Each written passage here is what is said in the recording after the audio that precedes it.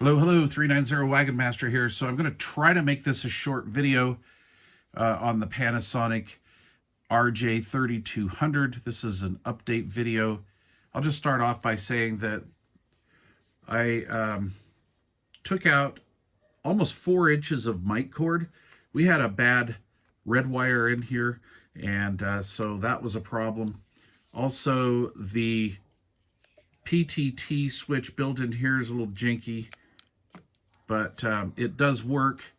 Anyway, this radio is going to go to 222, UDX 222 out in West Valley. He has another 3200, but he says it's in very bad cosmetic condition. And I have not cleaned this up. I have not done a detail on it or anything, and this radio is in great shape, so I'm going to let him have that kind of fun.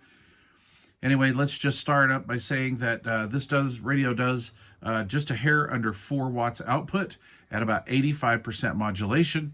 It's kind of a dog transmit wise, not much forward swing. We're getting, maybe a half a watt RMS forward swing, which, for a radio like this, just a straight AM radio, I'm not expecting much, to be honest with you. So anyway, transmit wise and everything, it does really good. Now, receive-wise, this was kind of an interesting radio, and I've run into other radios like this over the years. Some of these AM radios just did not have a good front end, and that would either be bad channel rejection or just too much noise overall. And that was what was going on with this one. This one had just a constant S5 signal. Way too gainy, way too much forward gain, and I'm not really happy with that. And I call a radio like that just unusable because the signal to noise ratio was terrible. I could listen to locals across the valley with this thing, and the background noise with this was almost as bad as, or as strong, I should say, as their signals. So there was always this constant noise in the background. So anyway, looking over the service info on that. By the way, I want to thank UDX 294 Black Duck for sending over the service info on this. Appreciate that.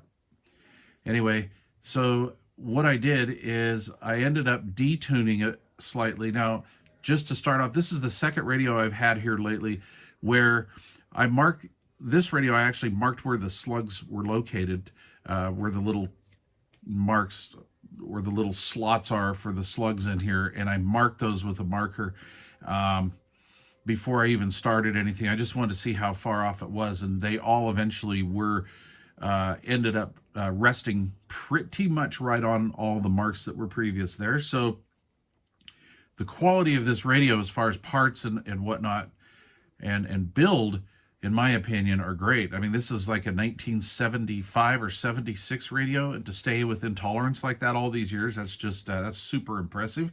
But the receive is just terrible on it. So I went back and I detuned L3, 4, and 5. I put this on the bench table with a Cobra 25, and I mimicked that exact same receive with this. So I actually had to detune this a little bit, and it brought the signal to noise ratio to where you could actually live with it. And now it has a beautiful receiver in it. It sounds really good. Yeah, you can pick signals out of the woodwork with this. The noise blanker circuitry in here is excellent, and now it has decent tone and not much, like I say again, background noise. So now it's actually a nice usable radio. So 222, you're going to have to probably use your stock mic, or if your stock mic is in bad physical condition or cosmetic condition, if it's worse off than this one's not too bad, then maybe just swap that PTT switch out. But that'll give you something to do. But anyway, yeah, so the 3200 worked out to be a nice radio for sure. I like it now. It has good adjacent channel rejection, great selectivity, beautiful sounding front end now. Still kind of has that single conversion type sound to it.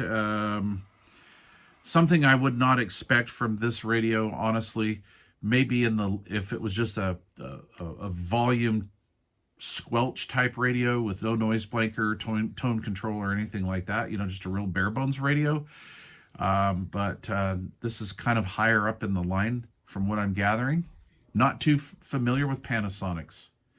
So anyway, there you go. Overall, the radio's pretty impressive. I mean, the build on it and everything is really nice. And now that front end is all settled down, she sounds pretty good. It's a totally usable radio now that acts just basically like a Cobra 25. So yeah, good stuff now. All right, thanks for watching. Please leave questions or comments down below. If you have one of these radios and it was just unusable, give that little 3, 4, and 5 detune trick a try. I think it might bring the radio back to a point where you could utilize it in everyday operations, or maybe a little bit of emergency backup. Anyway, there you go. Thanks for watching. Cheers.